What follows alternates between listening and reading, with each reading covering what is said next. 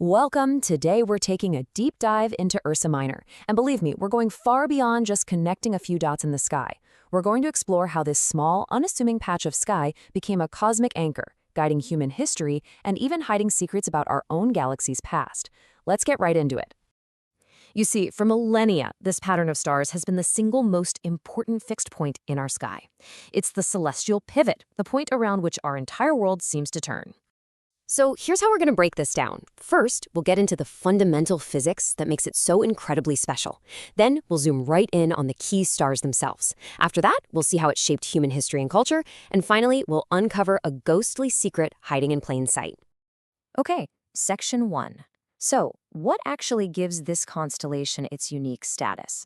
Well, it all comes down to its precise location in the sky and the fascinating physics behind it. Let's look at the hard data. Ursa Minor covers about 256 square degrees, which actually makes it only the 56th largest constellation. So its power isn't in its size, but its location. If you're anywhere north of 30 degrees latitude, and that's most of Europe, Russia, China, and North America, this constellation is circumpolar. What does that mean? It means it never, ever sets. It just traces a constant, unwavering circle around the celestial North Pole, an eternal guide in the night. Now, to really understand why the North Star changes over time, we have to talk about something called precession. The absolute best way to picture it is to think of the Earth as a giant spinning top. As it spins, its axis isn't perfectly stable. It has this slow, grand wobble. And that wobble means the point our axis aims at in the sky, the North Celestial Pole, is constantly, slowly on the move. And this slide right here perfectly illustrates the consequence of that wobble. Our North Star has not always been Polaris, not by a long shot. Back during the construction of the Great Pyramids, the pole star was Thuban in the constellation Draco. Later, during the height of ancient Greece and Rome, a different star, Kochab, also in Ursa Minor, held the title. Today, of course, it's Polaris's turn, and it will make its closest approach to the true celestial pole in the year 2103.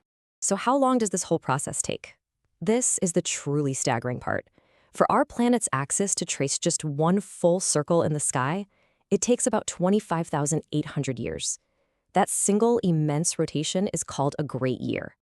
All right, Section 2. So we know where the constellation is and why it's so important. Now let's zoom in on the stars that actually make it up. So Polaris, our famous North Star. Well, it is so much more than meets the eye. It's not one star, but an incredible triple star system, about 430 light-years away from us. The main star is a massive yellow supergiant, and it's a special type known as a Cepheid variable.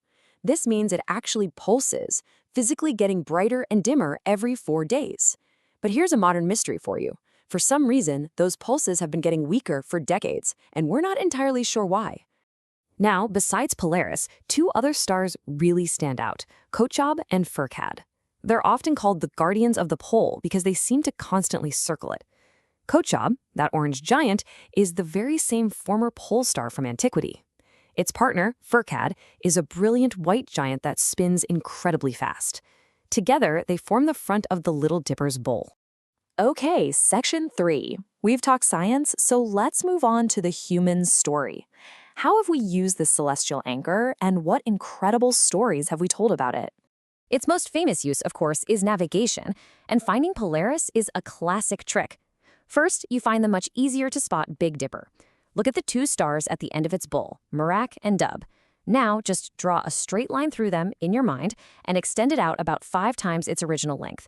That imaginary line will point you right at Polaris and therefore right at true north.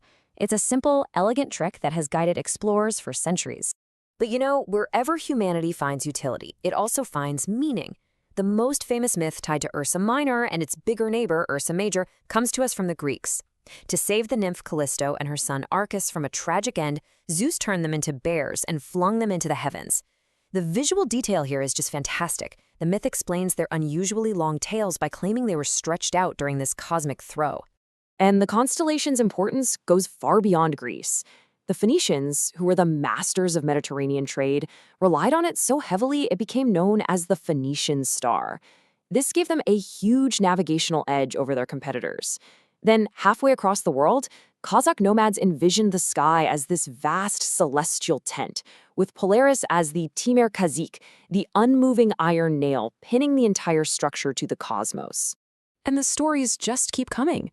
In India, it was seen as a monkey clinging to the celestial pole. In ancient Babylon, it was a leopard. There's even another Greek myth that it's not a bear at all, but the nymph who nursed the infant Zeus, placed in the sky as a reward. You see, every culture looked up and projected its own meaning onto this constant, faithful guide. And now for our final section. We're going to look past the stars you can see with the naked eye to uncover a deep sky secret hiding right within Ursa Minor's borders. I want you to look again at this familiar arrangement of stars. It appears simple, right? Almost empty besides the main asterism. But concealed in this darkness is an object of immense scientific importance, a faint, ghostly echo from the very beginning of galactic history. It's called the Ursa Minor dwarf galaxy. It's a small satellite galaxy trapped in the gravitational pull of our own Milky Way. What's incredible is that it's made up almost entirely of ancient stars, which makes it a kind of galactic fossil. By studying this relic, we can essentially look back in time and understand the conditions that formed our own much larger galaxy billions of years ago. So, what have we really learned here? Ursa Minor is both an incredibly practical tool and a profound symbol. The source material puts it perfectly. It's a compass sewn into the very fabric of the cosmos. It has guided our journeys across the planet, and it continues to guide our journey to understand the universe itself. And this brings us to one last mind-bending thought. Given that unceasing cycle of precession, Polaris's reign as the North Star is only temporary. In 13,000 years, that's halfway through a single great year, Earth's axis will point to a completely different part of the sky. Which leaves us with a question. When our distant descendants look up, which star will be their compass?